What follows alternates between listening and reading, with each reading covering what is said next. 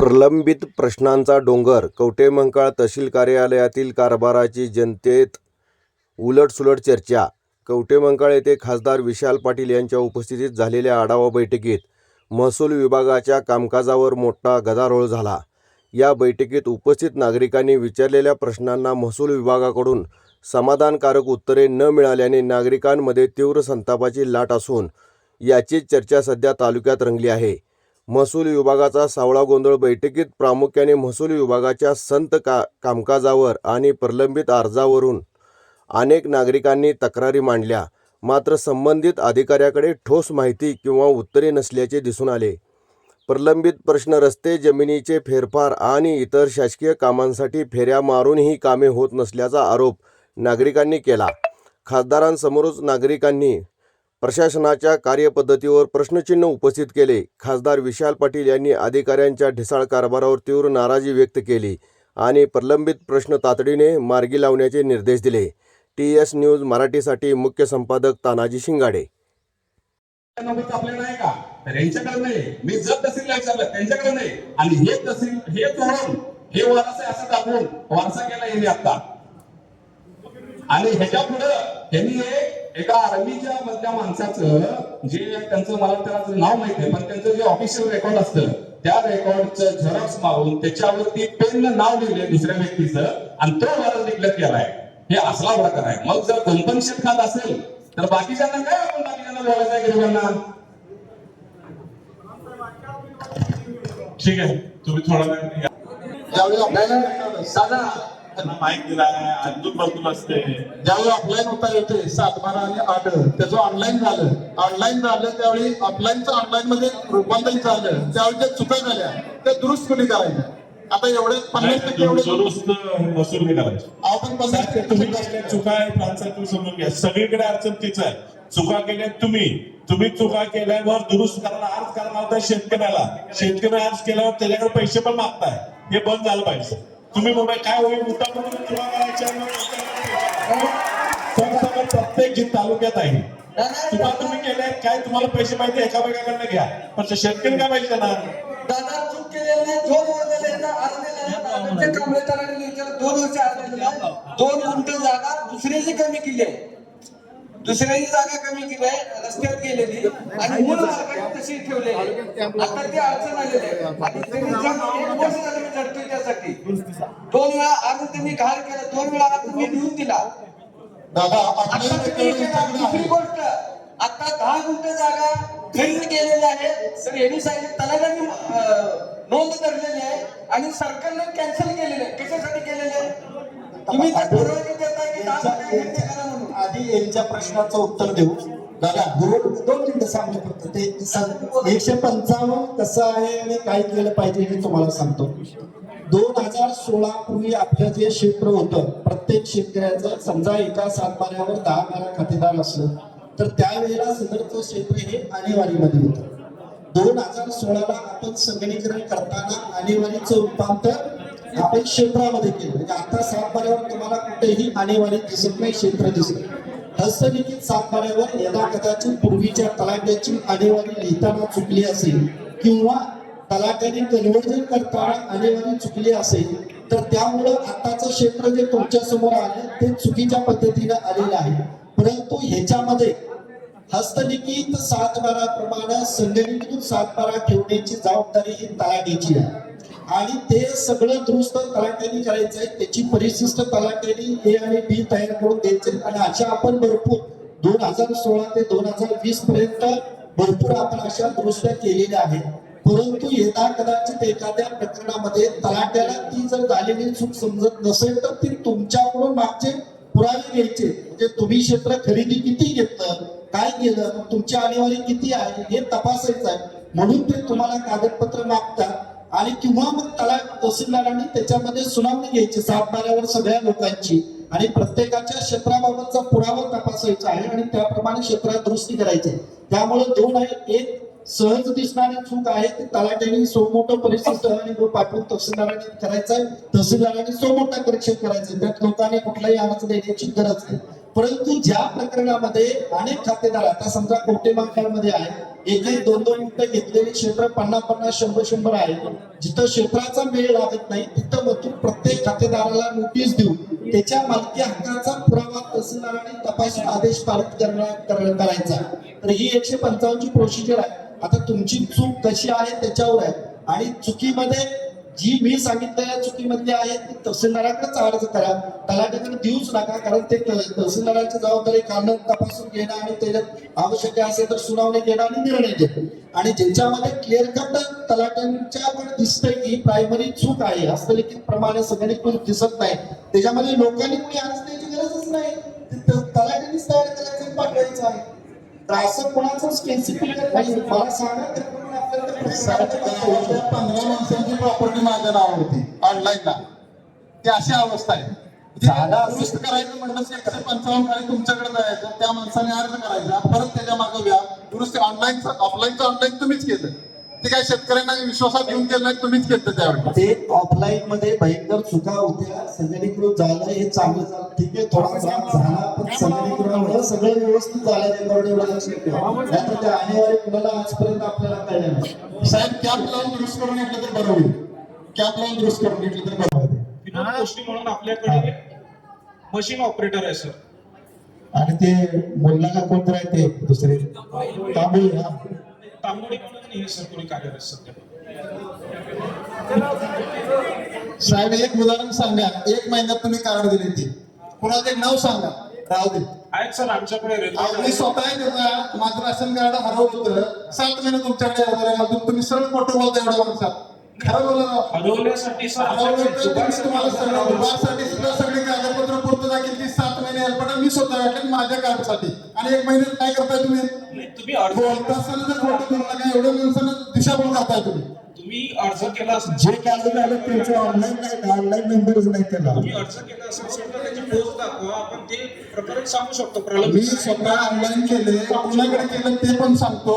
तुमचं ते प्रायव्हेट माणूस एक असतो, कोण मला माहित नाही नाव त्यांचं, त्याने मला कुठलाही कंप्लेंट सांगते झालं. मला 1 महिन्याच्या पुढे दिशाभूल करू नका साहेब. असलेल्या माणसांनी तुमच्या ऑफिसला बसलेला माणूस प्रायव्हेट बनायचं कारण काय आलं हो तुम्ही? आमचे कागदपत्र खासगी लोकांना ऑफिस प्रायव्हेट व्यक्ती नाही आपल्या. मला ऑफिसमध्ये बसलाय, प्रायव्हेट काय संबंध आला? तुम्ही शासनाने कॉन्ट्रॅक्टर नेमला, तो खासगी गव्हर्नमेंट झाला. मला हेच म्हणायचं असेल की जे पोस्ट त्यांनी दाखवलेले नाहीये अजून सध्या स्थितीत. मग तो तुमच्या ऑफिसमध्ये माणूस बसतो कसा? कुठलाच पोस्ट नाही सर. प्रायव्हेट माणूस होता, मी स्वतः तुमच्याकडे ऐकलोय. तुमच्या ऑफिसला सीसीटीव्ही कॅमेरा आहे का? Yes sir. मग ते तुम्हाला सीसीटीव्ही कॅमेरा दाखवा, ते कोण माणूस दाखवणार? तो त्या ऑफिसमध्ये का बसतो? जर त्याला अथॉरिटी नाही तर? नाही सर, असं कुठल्याही व्यक्ती बसत नाही. आपल्याकडे डेटा एंट्री ऑपरेटर होते, त्यांची नेमणूक शासनाने केली. अहो साहेब, तांबोळी म्हणून कर्मचारी कोण होता विचारा. तांबोळी म्हणून कोण होतं तुमच्याकडे? नाही, सध्या स्थितीत कोण- एवढ्या माणसात खोटं बोललं का मी स्वतः याकडे घातले. खोटं बोलायचं नाही. एवढं सगळ्यांनी बघितले. तांबोळी म्हणून व्यक्ती आहे तिथं टेबलला त्या, दादा मी 5 एअरपोर्ट झालेत माझे तिथं, 7 महिन्यांना राशन कार्ड मिळालं दुबार, म्हणजे हरवलं होतं म्हणून मी दुबार स्वतः काढलं होतं. हे चुकीचं सगळं उत्तर देऊ नका. फुटेज आहेत आपल्या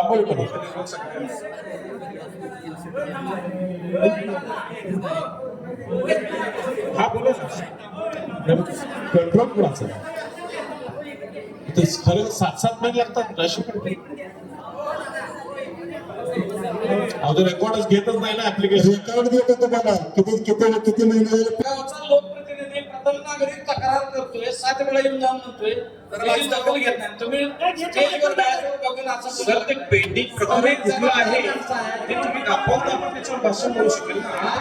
आणि मला सांगा, तो हिंगणगावचा आमच्या जवळचा कर्मचारी, तो तांबोळी तुमच्यात कामाला नाही असणार. नाही, मी काय नपाट बोलायला लागलाय. तांबोळी म्हणून सध्या आपल्या ऑफिसला कोणी कार्यरत नाही. मला कळतं का काय? माझ्या अगोदर जर कोणी कार्यरत असेल आम्ही बघतो का आम्हाला पण लबाड विचारवायचं. मी काय चाललंय? तुमचा गैरसमज होतोय सर. आमचा समज नाही, गैरसमज नाही, चांगला समज आहे. हे जर काय बोलायला लागलाय? आपण सर अहो सरपंच तुम्हाला म्हणतो 7 महिने, तरी बी नाही.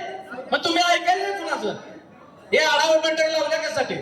एखाद्या प्रकरणामध्ये जर त्यांचं काय बोलायचं ऑफिसला दिलेलं नसेल, तुट्यांमध्ये असेल, तो विषय वेगळा असू शकतो. अहो समजून घ्या ना. नाही कसं व्यवस्थित आहे ते कुठलंही 4 वेळा मान्य केलेत आम्ही. येण्यासारखं बोलू नका. आणण्याचा प्रश्न नाही सर.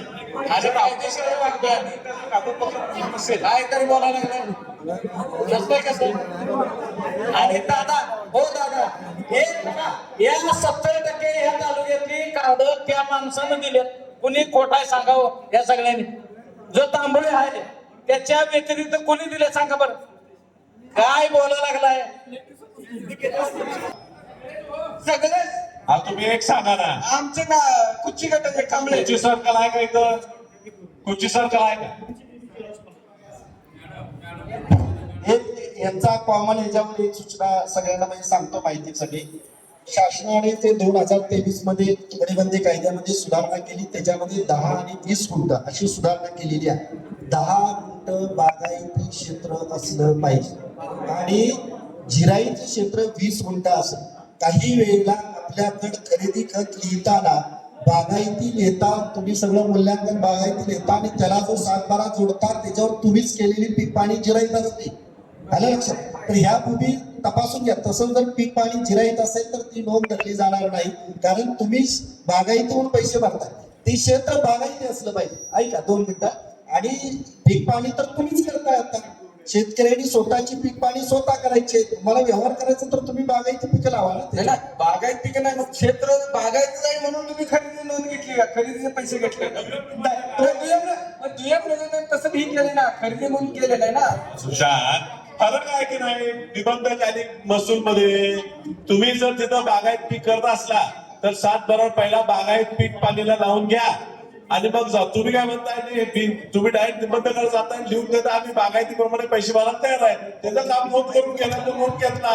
तुम्हाला खाली नोंद पाहिजे तर तुम्ही 7 पाण्याला पीक बदलून घ्यायला पाहिजे. दादा विषय तो महत्वाचा काय आहे, त्यांनी दस्तवरती त्या पीक पाण्यावरती बागायती आल्यानंतर खरेदी झाली, त्यानंतर मग सर्कल आणि तलाठी नोंद का घालत नाही? जर 7 बारावर त्यावेळेला जर जिरायत असलं तर घालणार नाही, बागायत असलं तर घातला पाहिजे. घातला पाहिजे. बागायत असलं घातलं नाही, प्रकरण सांगा ना, समोर विचारूया. विचारलंय ना त्यांनी, जातं ते आता तुमचा विषय तो सांगा ना कागद तलाठी आहे का? पुढे आहे. नोंद धरलेली आहे, परंतु त्याची तुकडे जोडमध्ये सर्कलने नामंजूर केलेली आहे. कुठल्या मुद्द्यावर? तुम्हाला मी फेरफार टाकला नाही, कुठल्या मुद्द्यावर? तुकडेबंदी. अरे जिरायत आहे म्हणून काय काय का बागायत? त्यांनी प्रत्यक्ष स्थळ पाणी केल्यानंतर बागायत दिसलं नाही त्यांना, त्यामुळे त्यांनी 7 बरोबर काय आहे? 7 बाऱ्यावर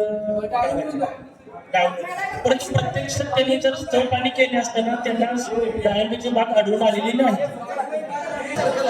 मी तलाठी आहे. तुम्ही कसं सरपंच काम आहे. सर्कल नाही आले. स्थळ पाणी यांचं काम आहे का? काय ऐकून घ्यायला लागलो? कसली मिटिंग आहे? काय चाललंय? बसून घ्या बाजूला. आमची जमीन दिल्यावर नोंद घालताना ते स्थळ पाणी करू काय बघणार आहे? निर्णय देतात. आणि मला सांगा, डाळिंबाची बाग 10 वर्ष पिकवून काढली, मोकळी दिसते रान, ते म्हणजे बागायत नाही. अरे त्याचा कसे पीक पाहायला लागले बागायत, तुम्ही बाकी बागायचं काय कारण आहे? दुसऱ्याशी बाबतीत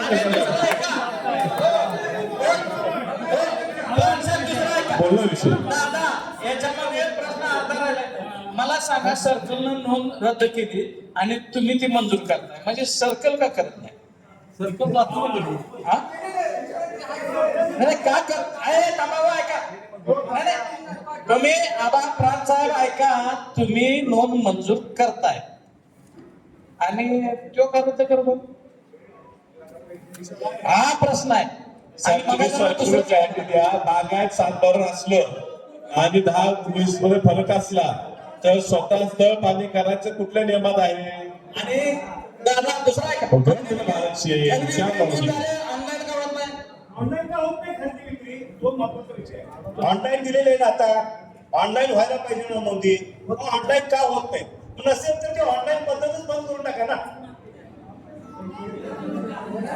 ऑनलाईन होत नाही अशी कुणाची तक्रार आहे? काय होतं? काय झालं?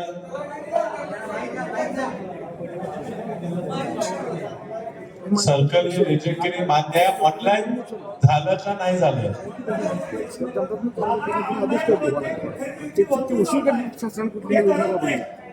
दस ऑनलाईन होत नाही.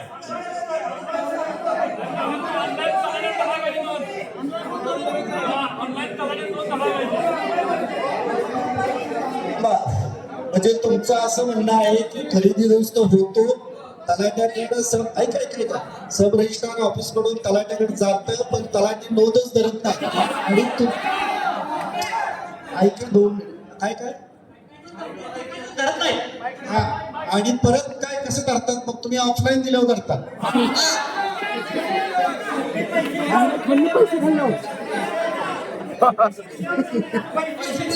म्हणजे एक लक्षात घ्या थांबा, असं जर कुठला तलाठी करत असेल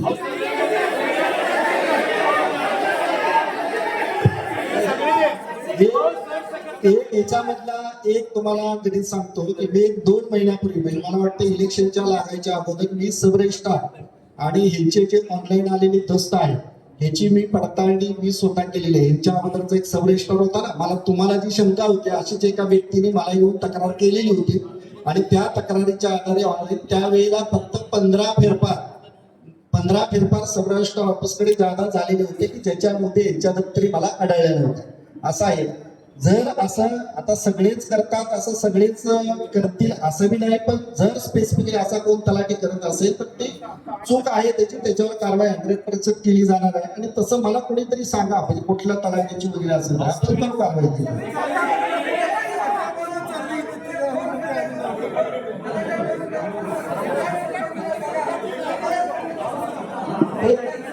तुमचा विषय बघू आपण, तुमचा विषय बघू आपण दादा.